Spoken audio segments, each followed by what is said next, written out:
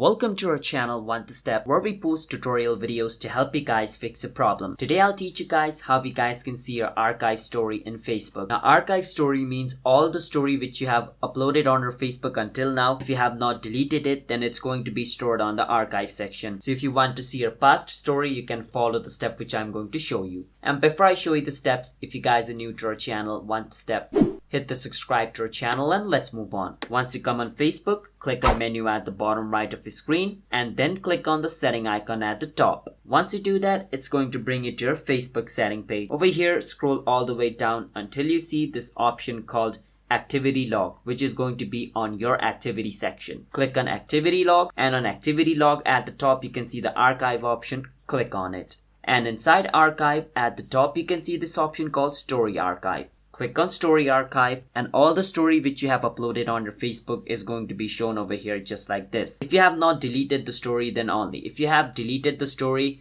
then it's not going to be available over here. It has been deleted. But yeah, that's how you guys can see your archive story on Facebook. So if you guys found our video helpful, then hit the subscribe to our channel One to Step for future videos like this. I'll see you guys next time.